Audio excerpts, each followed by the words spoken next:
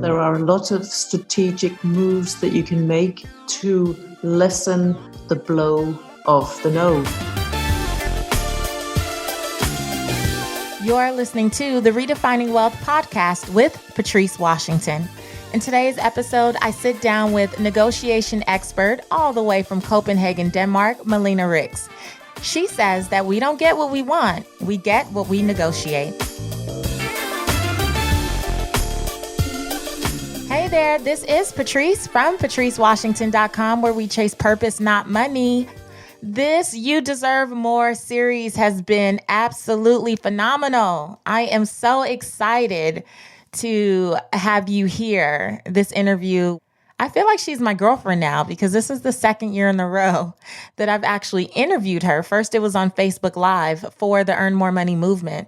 And I brought her back because negotiation is such an important piece of us as women being able to earn more. So if you're new here, let me tell you what's been going on for the last few weeks. For the month of April, it is Financial Literacy Month here in the U.S., but it's also a time when we acknowledge the gender wage gap between men and women. And so with Women's Equal Pay Day, that's usually a day where you see a lot of buzz around, okay, we need to have equality in pay. And there's a lot of talk about what needs to happen out in the industry. But as I've been saying week after week, but there's also some things that we need to do as women to make sure that when we get to the table, we are prepared. And I created what's known as the Earn More Money movement a couple years ago, and I've walked. Now we've added another several thousand women to this, so I have to get the tally on that number. But up until earlier this year, it was 22,000 plus women through 20 principles that I have used and I've taught my clients to use to earn more money, whether that's in their careers or even as an entrepreneur. And so a big piece of that is negotiating. You know, so many people have been accustomed to in every industry and every opportunity that women will take whatever the first offer is, or will continue to do jobs for years and years and years without ever speaking up. And if we're going to earn more money and live the lives that we desire and deserve, then ladies, we have to be willing to negotiate. We have to give ourselves permission to negotiate, but we also have to know how to do it because it's not a skill that many of us learn. I didn't learn about negotiation in school. I didn't learn it at home. It's definitely an acquired skill set. I will say that. And so I'm really excited to bring to you this interview from Malene. She's an expert at this. She's written books on it, and she just gives really practical advice. And you know that that's what I'm about. So if you haven't listened to all the other episodes, I encourage you to go back and really listen to Doreen Rainey talk about facing your fears, or Lovey Ajayi from I'm Judging You. Yes, I love Lovey, who talked about rocking your gifts. And even Mickey Taylor, who says it's about establishing your value. You don't need another makeover. Definitely not an outward makeover. You need to have a shift, an internal shift. And now we're talking to Malene, who is just brilliant at negotiation and really teaching women how to stand in their power, but how to make sure that this is a win-win conversation. So without further ado, here is Malene Rix from Copenhagen, Denmark. She's worked for almost 20 years in the field of negotiation and designing courses and teaching negotiation techniques to a wide range of clients in Europe and abroad. She's taught everywhere from China and Japan to study this stuff in England, Scotland, the US, Australia, Mexico, and Sweden. This is not just a US problem, ladies. This is really an international problem. So I know we have a lot of international listeners who tune in every week and who have subscribed, and you download podcast after podcast. So first of all, thank you. But second of all, just know that what we're talking about applies to you too. So without further ado, here's Malene.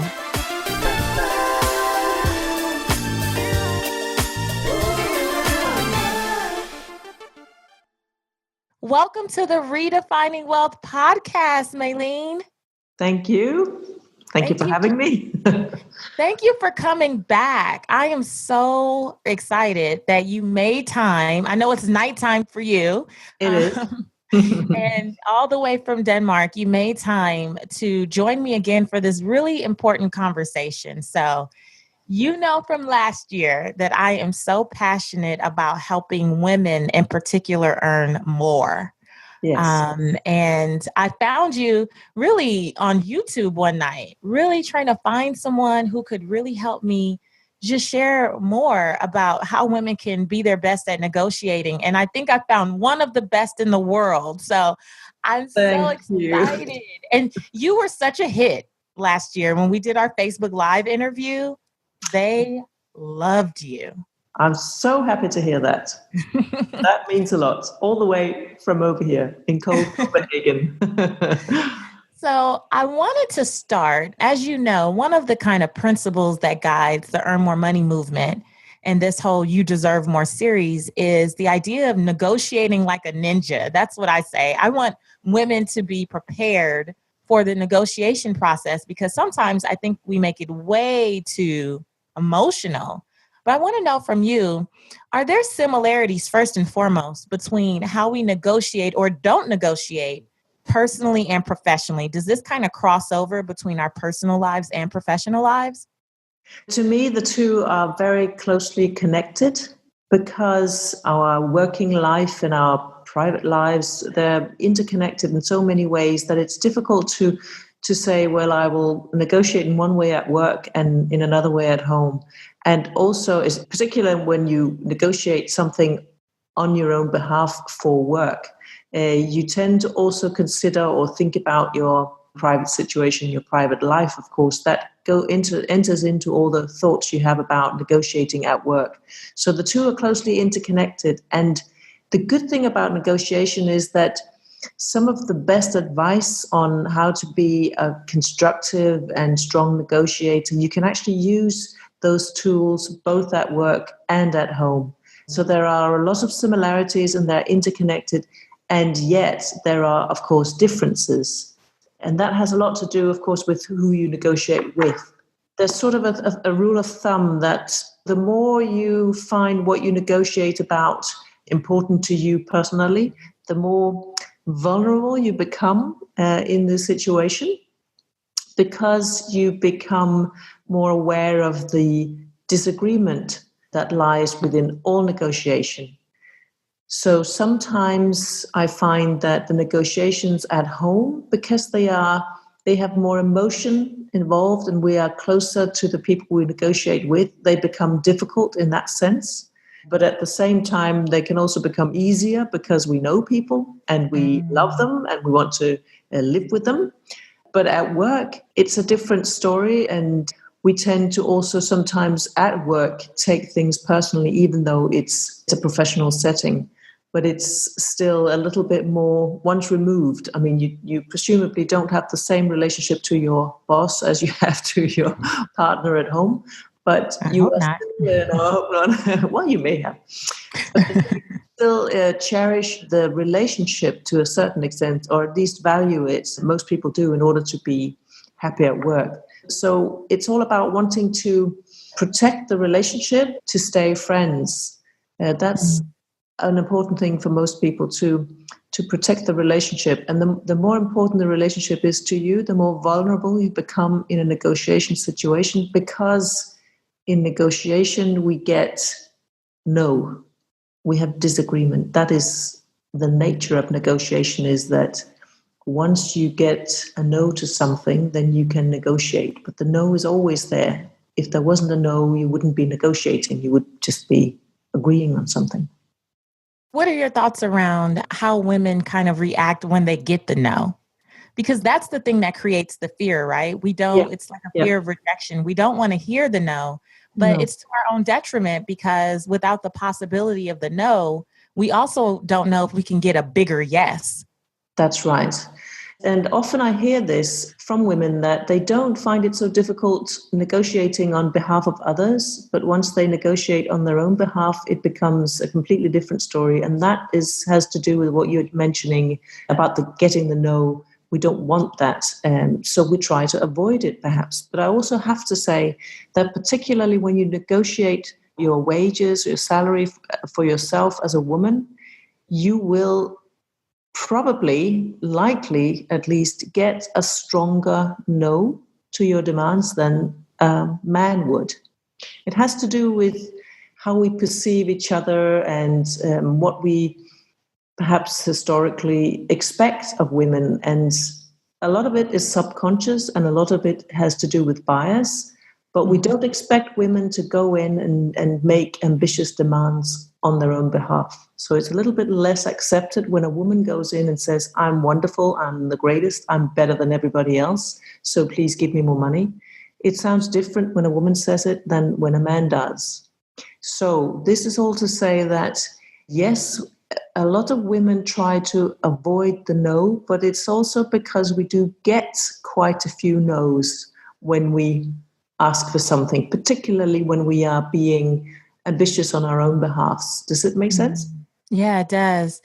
But ultimately, in order to close the wage gap, which is our ultimate goal, and improve in this area, would you agree that more of us just have to be willing to take that risk? Well, because the first thing is knowing that we stand the greater chance of getting the no means that we can pump ourselves up and prepare better, right? Yeah. Like if we know it's going to happen, then instead of making it an emotional conversation, maybe it can just be very much more strategic, and we bring more to the table so that when we get the no, we're ready. We're armed with the data and the facts and the proof of why we deserve what it is we're asking for. Absolutely. The reason I mentioned this whole bias thing is that I would like to just to let people, especially women, know that they are brilliant negotiators. But because a lot of women think I'm not good at negotiating, particularly not on my own behalf. So this is just to say that there's a reason why we find it difficult sometimes, because we do get more resistance. So this is the first step in becoming braver, is knowing that it's okay to be worried. It's okay to be afraid to go into this negotiation being worried about getting a no, because it's part of the situation. And as you're saying, the more we know about things, the more we can prepare mentally for this and just sort of shrink it into the size that it has to have, and so that it doesn't fill everything in our minds, so that we can say, well, it's there, and maybe they're biased, but so be it. I'll work around it. And then, of course, there are a lot of strategic moves that you can make to lessen the blow of the no, so to speak. What are some of those? How do we lessen the blow? The most important one is really to be promoting what you think you would like and what you think you're worth almost on a daily basis, or at least for a long time leading up to the negotiation if it's a salary negotiation as an example. So instead of saving all your great arguments and your demands, etc., for the meeting itself, you need to be finding ways of continually showing the world, showing the people that you want something from, what it is that you want. But if you do this, you can choose to demonstrate your skills. You can let a word fall about what you're really dreaming about obtaining and what kind of promotion that you're dreaming about, or salary rise or whatever. But you can do this in smaller drops, like planting seeds. Yes. But doing that throughout the year so that it slowly just grows in the minds of the people that you are about to negotiate with. So you are starting the negotiation well in advance of the meeting where you are making the agreement. This has the advantage of then you can choose ways of promoting what you want and what you would like. You can choose ways that suit you, because not all people like to walk around saying, I'm a great person. They want to do it a different way. So you can maybe show it. Maybe let your boss or superior know by just making sure they see what are your results, and having conversations just in a sort of less formal but a more continuous way about the things that you dream about and the things that you would like to achieve. So you don't have to squish it all into half an hour once a year or once every 6 months. I think that's such a great point. I love the idea of planting seeds so that when it's time to reap the harvest, everyone's ready. That's Everyone's right. ready because sometimes I think that we get upset. And I've seen this before with my clients where even women in the Earn More Money movement, where they would be upset and saying, they know I come early. They see me staying late. Yeah, Like they know. But, sometimes people just think that you're content with where you are. And unless you let them know that you're interested in more, yeah, they may not even want to burden you any further. They may not even know. We expect people to be mind readers. We want them to see and just assume. And exactly. that's not always the case. So I love that. It's so practical. Plant the seeds. Yeah, And one of my mentors used to say, you have to practice how you want to play the game. And exactly. so if you see yourself in a certain position, you show up dressed for that position. You speak for that position. You start to use that terminology well before you walk into that position. You may try to acquaint yourself with just different areas of that department or whatever it is, but you start to kind of live it, breathe it, speak it, Exactly. walk in it, feel it well before you actually get an opportunity to walk into it. Exactly. And by having the conversation and letting people know that I'm actually aiming for this promotion or to move into this different area or whatever, just by letting people know, you can also start a conversation that has the sort of the headline of what will it take for me to get the promotion? So that you can long before you even get to the table and make the agreement, you will have a conversation with the person who holds the key to your agreement and ask them, this is what I'm dreaming about, what will it take for me to get that? And then you sort of get almost like an instruction book. Whereas if you Mhm. wait and wait and wait and just go in and say, please give me this, and they say no, then you're a little bit behind schedule, so to speak. So just Right. being open about what you dream about, what your plans are, but also investigating what will it take. And this is actually one of the key questions when you negotiate is what will it take for you to say yes, is what you always have to have as in the back of your mind when you're negotiating with someone. It's just, this is what I would like. So what will it take for me to get it? Because then you get information that you can use. They may say, well, you need to dress differently or do a different training course or whatever. But then that gives you something to work with. Exactly. I love that. I was thinking about also, and you can correct me if I'm wrong, but I really feel that another thing we can do when we get to a negotiation table is really try to position the questions in terms of like, what makes this a win win? Yes, I want more money, but I think sometimes we think people should give us more money for doing the exact same thing that we're doing. And Exactly. unfortunately, I think a lot of employers feel like my job is to get the most out of you and pay you the least. Like because they're trying to preserve their bottom line too. And so, Absolutely. how can is that another good question just to ask? How can we make this a win-win? Absolutely. And just again to have that as your almost like a guiding star that you have to make it as easy as possible for the person you want something from to give that to you. And they are the ones that know best what that would be. So just going in and saying, this is what I'm really aiming for, but I would like to know what I can do to make it as easy as possible for you to give me that. So, and that is, of course, the same as saying, how can I make this a worthwhile agreement for you? Because in negotiation, we all have a need to get something. And I say get something, and it's a bit fluffy, but that's just how it is. It's like a psychological process. When you enter into negotiation, you need to feel that if I give you something, you give me something as well. We both need to give concessions. If we don't, people will walk away thinking that wasn't a very pleasant negotiation. It was full of words, but I didn't get anything. So the question could really be when you say, "How can we make this a win-win situation?" Is I would like to get this from you. So what would you need from me in order to give that? Because Mm, that is an interesting conversation. What sometimes happens, though, is that when we go in and ask for something and we get this, no, I'm afraid not, it's not possible, then we start presenting all our argumentation. We try and convince them that please, just say yes, or it's not fair, or I really deserve this. But these are all just words, basically. They don't make it easier for the other person to give a concession, if you can see my meaning. So while it's good to know quantitatively, let's say, what you've brought to the table, it's not that you necessarily just pull it out and put it on the table in the midst of the conversation, right? Because at the Earn More Money movement, I really encourage my ladies to create brag binders. Mm-hmm. And the brag binder is all about just reminding us of how brilliant we are. Yes. So making sure that you have those reviews, those comment cards, the thank you notes, the emails that said you were amazing, not so much so that you have to pull it out. But I really found that for me, even though I don't work in a corporate setting, but I do a lot of negotiations with brand partners or speaking organizations just for the work that I do.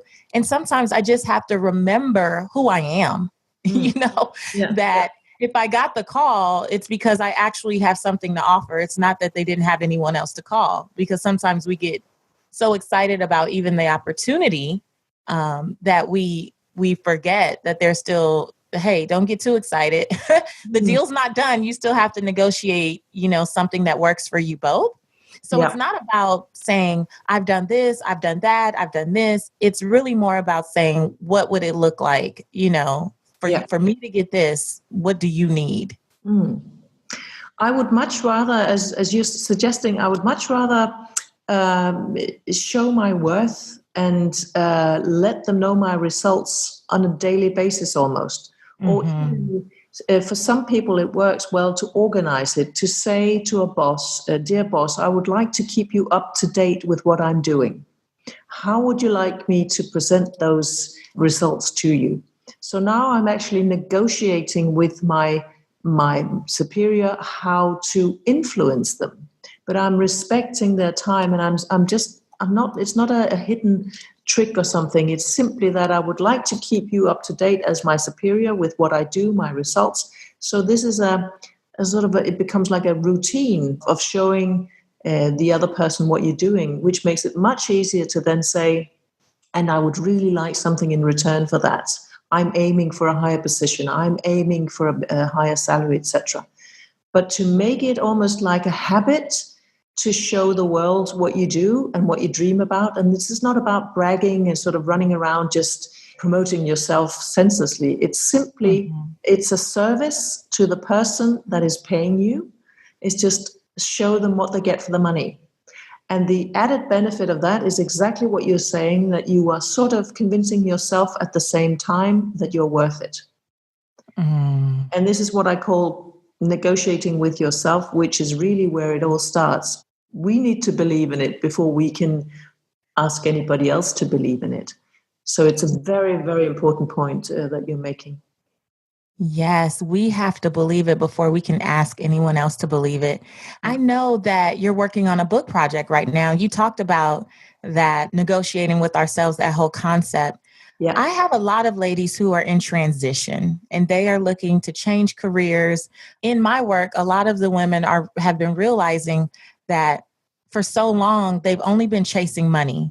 Malene. Yeah. They've been, what's the next job that makes more money? What makes more money? But in the process, they've kind of lost themselves and don't feel as fulfilled, don't feel that they're really working in their purpose.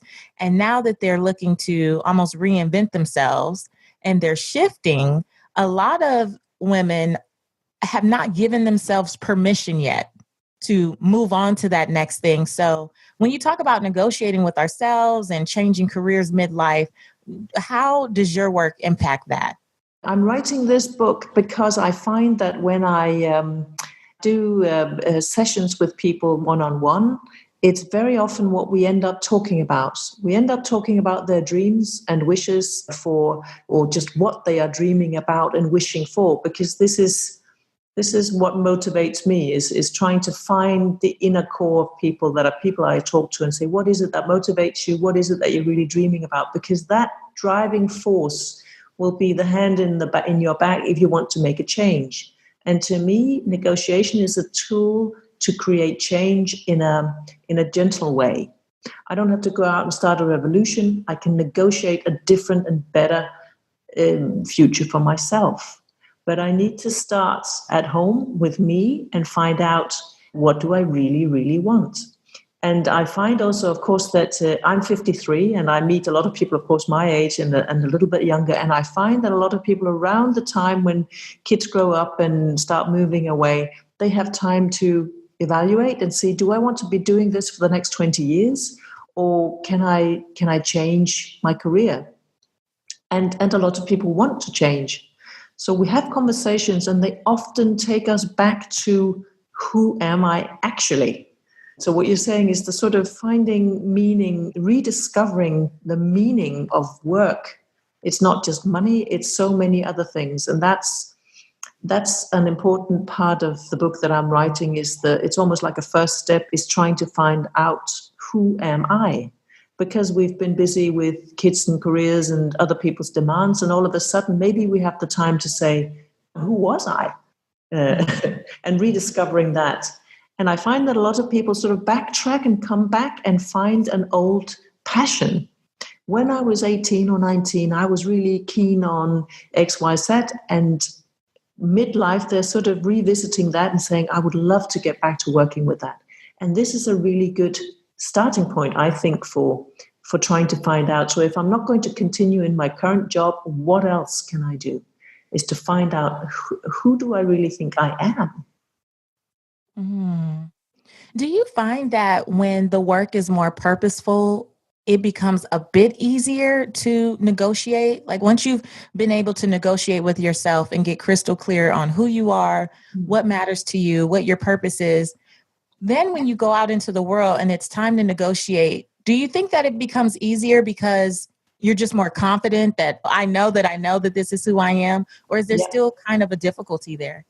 I think it's imperative, or it's very important that you actually find that inner motivation, because it will shine through directly when you negotiate, especially when you negotiate on behalf of yourself, or if you want to create a change for yourself. Other people can pick up immediately if you mean what you say. So you will get a lot of power from simply believing in it yourself. And it sounds perhaps easy, but it's not. This is why I'm writing a whole book about it, because actually finding out who am I and what's important to me, it's a complicated conversation to have with yourself, because it also often involves how others see you, what they expect of you, how much can you free yourself from others' expectations before you sort of discover, but this is me, this is what I want to do. But I think it's especially for women, a really healthy thing to do on a regular basis, but at least, when you're midlife, to evaluate, am I doing all this for me or for everybody else? Yeah, I've found in my work that the more I do things that just really speak to me, like even launching this whole Redefining Wealth brand, if you will, I was doing everything under Real Money Answers, which was the original title of my books and my radio segment and everything that I did, which for me in that season, that's what I felt my purpose was. And it was great to set the foundation. But then when I started to feel that tug to shift and to expand the conversation, it's not like I felt the tug and then I did it immediately. I didn't. Exactly. I was negotiating with myself actually for quite some time, because I was booked on certain shows based on that conversation.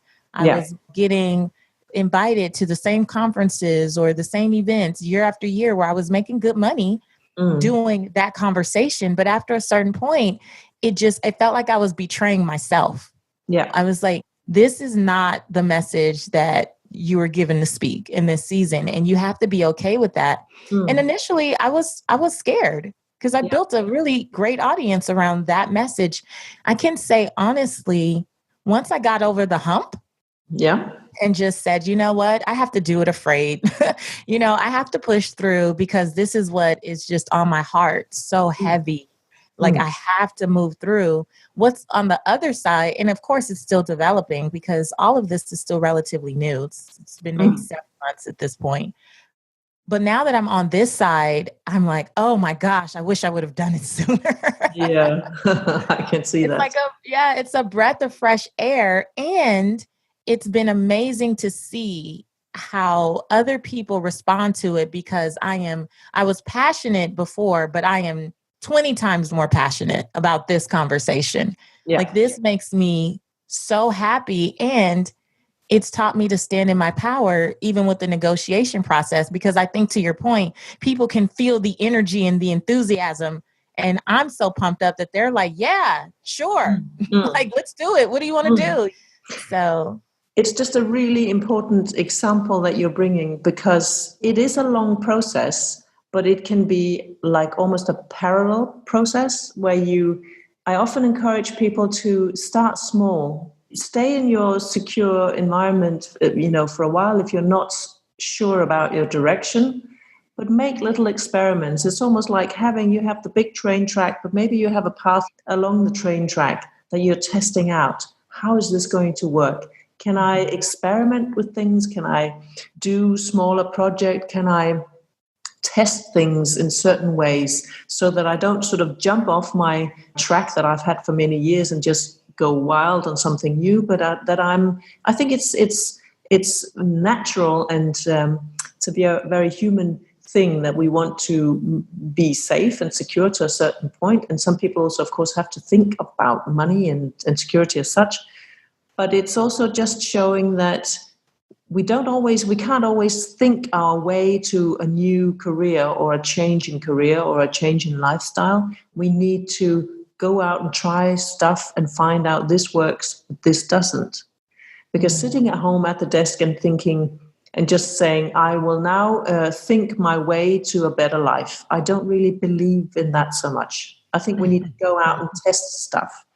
But having negotiation as a tool will help you deal with the resistance you meet, because when we as people change dramatically, our surroundings will react. Some will be positive and say, great, go for it. But others will say, are you sure? Is this really wise? I think you should do something else. They will have opinions.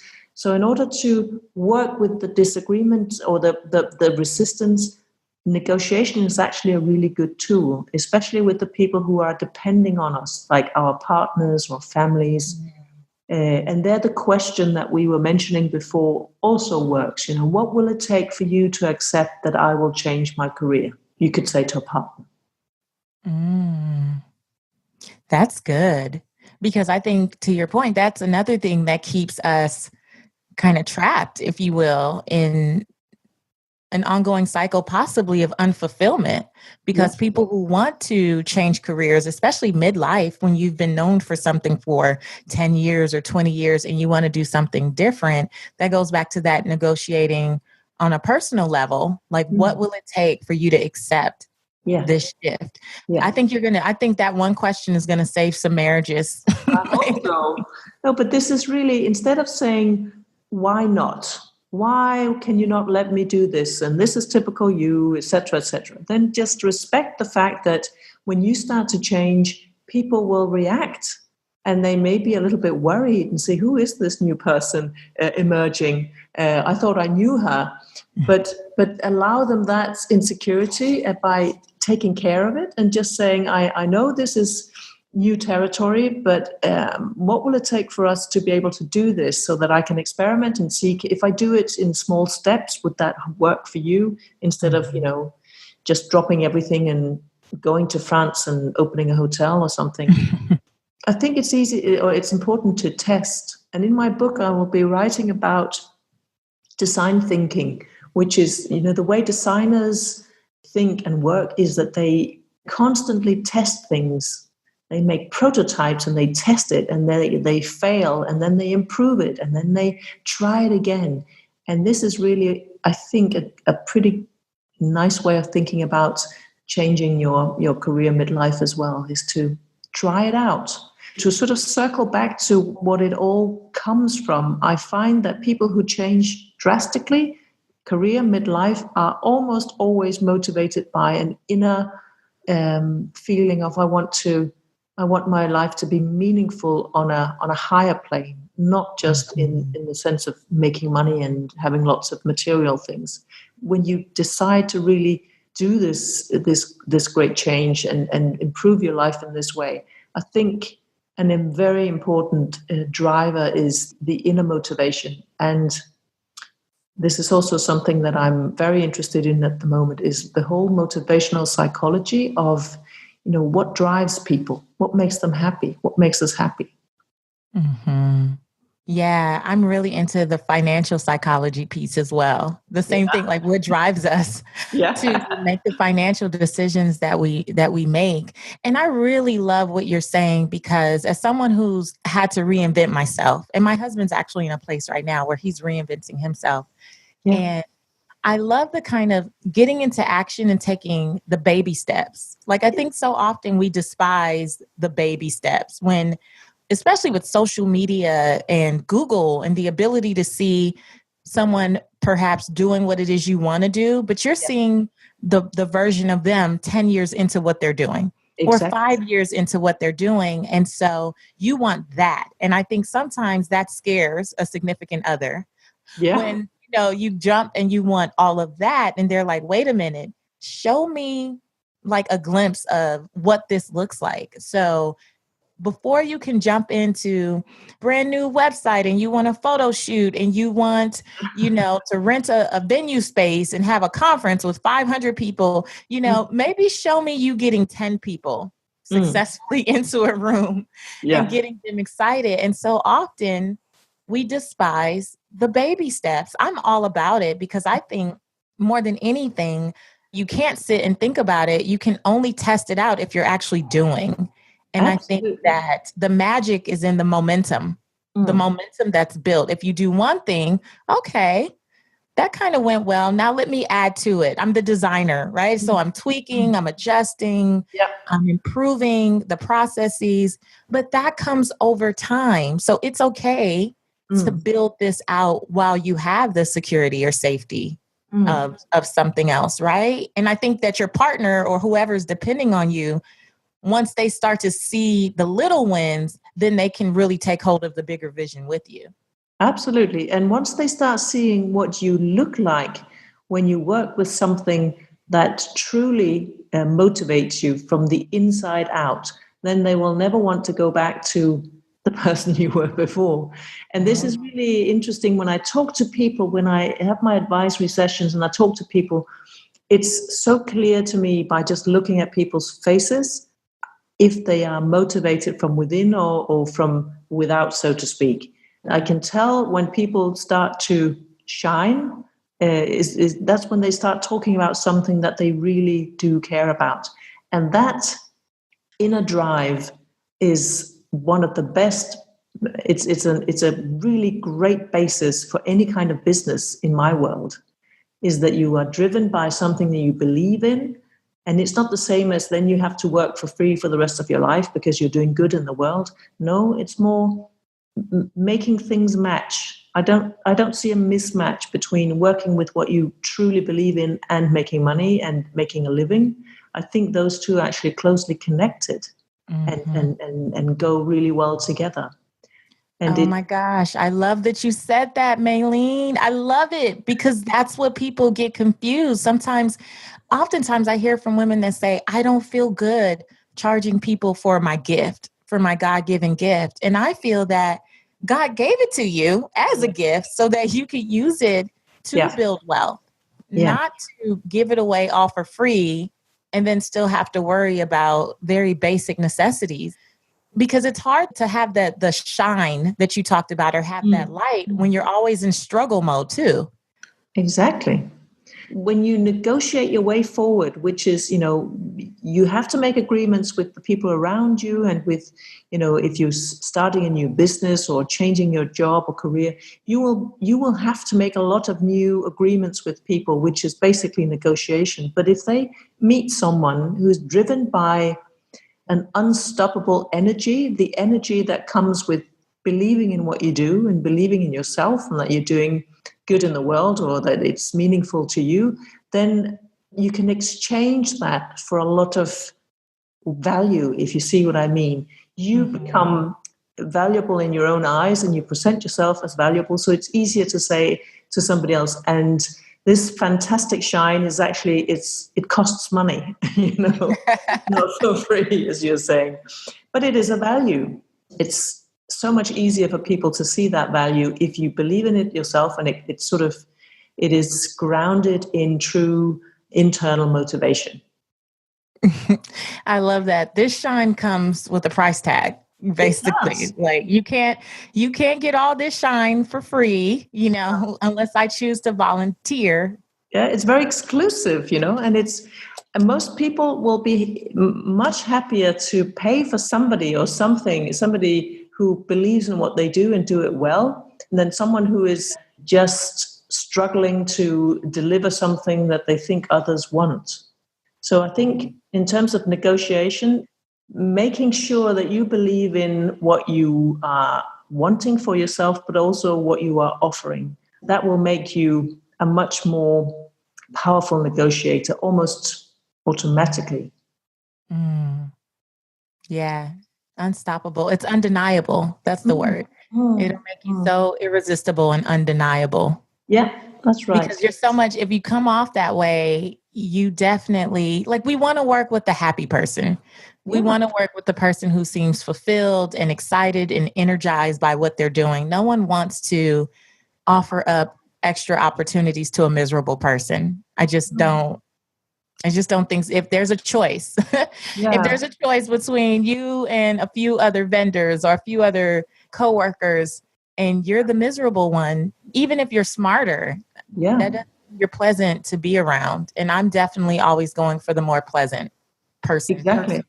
And also, even if what you are offering is slightly cheaper than what a competitor would offer, I think the relationship is really important. We underestimate how much that affects us, even in sort of day-to-day dealings, financial deals or economical dealings. I think relationships and what people offer on a personal level is really, really important.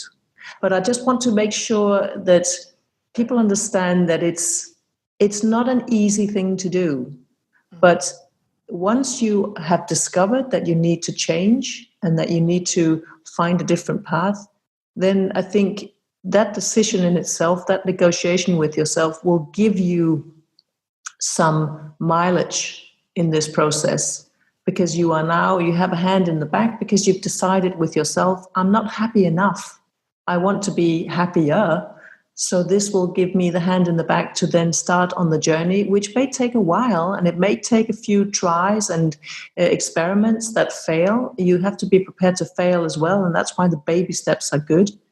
But once you've embarked on the process, the road to a better career for yourself, a better working life for yourself, then I think that momentum, as you're saying, will get you there eventually. I'm sure of it. That's good. That's good. Well, Malene, we always end the podcast with some Redefining Wealth rapid wisdom questions. So I'm going to ask you a few quick questions, and you can just say the first thing that comes to mind. Okay? Okay. The first one is, how do you define success? I define success by personal fulfillment, actually, I think. Does that make sense? Oh, it does. It does. We are big on fulfillment around here. So we definitely get it. How do you define wealth in 3 words or less? I would say meaningful relationships. That's wealth for me. I love it. Our second pillar here is people, and it's about creating relationships that matter. And so I totally agree. What good is it to have all the money in the world and have no one to share it with, or have no one that really cares about you, with or without any of the stuff? Someone that loves you for you. So I love that. Okay, what's one book that has redefined how you see wealth? Oh, that's a really hard one, because I have so many nice books I like to read. When you're talking about wealth, meaning, because to me it's meaningful relationships, Mm-hmm. I think not a book, but books on motivational psychology really is at the core of this, I think. Self-determination theory is a motivational psychology that looks at what motivates us from the inside out. They call it intrinsic motivation. And they find that if we are autonomous, if we are given the chance to decide for ourselves what to do, if we are feeling competent, competence as a motivating force, if we are perceived as being competent and think of ourselves as competent, and lastly, if we are feeling connected to others, those three things motivate us from the inside out. So it's autonomy, competence, and connectedness, those three things. If you let those guide you, I think you will find wealth on so many levels, because it's in itself, it'll make you feel wealthy from the inside, I think. Oh, I love that. I love that. I'm gonna look for that. Was that the title of the book? No, if you look up, it's called SDT for short. It's self-determination theory. Okay. And there's a lot of people. It's a couple of professors researchers who've done work with this for many years. But there's one guy who wrote a book. Maybe that actually would be the book if we're talking about wealth. It's Daniel Pink's book, Drive. Do you know that one? No. Because he sort of translates this theory, which is a very sort of intellectual theory, he translates it into a book about business. So this would be a really strong recommendation. Wonderful. I will look for it. Drive. I'll look for it and link to it. Yeah. Okay. And this is the last one. You're going to fill in the blank. First part is my name is and your name. And for me, the truth about wealth is. My name is Malene Rix. And the truth about wealth is that it comes from the inside. Yes, it does. That's perfect. It does. That's why we believe it's not just money and material possessions. It's about well-being. Absolutely. And who we are, who we really are, not what we pretend to be, I suppose. So yeah, the longer we live, the more time we have to discover that money and physical possessions are nice to have, but they definitely do not make us happy in the long run. Not alone. They can't stand alone. That's right. Oh, this was so good. I have to find a way to get to Denmark so that I can. Yeah, you should. You should.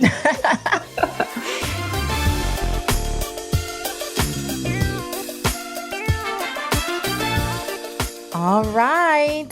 I just love when people come on and can give us practical tips and tools. That's what it's all about. And the way Malene was able to just break down that we need to be willing to offer something in the conversation. You know I've been encouraging you guys to do your brag binders and to really make sure that you own your brilliance. But how she talked about planting the seeds, like no one's a mind reader. So if you want that raise, if you want that promotion, you have to start showing up that way. And so if this is you, if you're in this season right now, there's nothing that says you can only listen to this once. Listen to this over and over again so you can get some of these tips and tools that she gave us, so that you can incorporate it in your life. And don't forget, if you haven't already joined us, what are you waiting for? Join us. I'm actually going to close the doors on April 30th for this round of the Earn More Money movement. So if you want to get in, all you have to do is go to iwillearnmore.com, put your info in, and you'll start on day one. And you will get the 20 principles that have helped myself and so many of my clients and thousands of women all over the world earn more money using techniques for entrepreneurship or in their career, or even through using different personal finance techniques. So join us, join the conversation. We have a private Facebook group where we get to really share our thoughts and our comments, our ahas, our wins, even some of the rejection and the pain. And I love how women have rallied together to support each other in the Facebook group community. But you can't get over there unless you go to iwillearnmore.com and sign up. And so thank you so much for allowing me to pour into you during this month. It's meant a lot to me. And just know that this is not the end. But remember that Equal Pay Day that took place on April 10th was for majority women. That's the reality. And so if you are a minority woman, if you're a woman of color, our Equal Pay Day is not until later in the year. Yeah, you heard that right. Unfortunately, the statistics say that our Equal Pay Day does not take place until late July, early August. And so when that date is announced again, it's official because sometimes it kind of shifts. When that date is announced again, I will open the doors again for the Earn More Money movement. And we will go through these principles again. So twice a year, because I want to make sure that awareness is spread again, that we stand in solidarity with majority women on this topic for such a time as this. And I hope that other women will join women of color during our time, whereas it takes 6 months, if not 7.5 months, for us to finally earn what our male counterparts earn in the workplace. Similar education, similar job title, similar background, unequal pay. And so we have to keep talking about this. I'm definitely going to keep talking about it. And if you know any women who have struggled with standing in their truth, standing in their power, and negotiating for more, then make sure you share this episode. Also, make sure you subscribe, review, rate this episode in particular, and join me over at patricewashington.com. Any of the episodes that have happened during this series of You Deserve More, I really want to hear your thoughts. I want to get your feedback. I want to see which one of these techniques you've been able to incorporate into your real life, because that's what it's about. It's not for fun for me. It's so that we can really experience transformation, something that's lasting, not a quick little shift. But if this is a transformation for you, then over time, you will continue to earn more and more and more. I guarantee you that. All right. So remember that I'm here to help you live your life's purpose, find fulfillment, and earn more without ever chasing money. Talk to you later.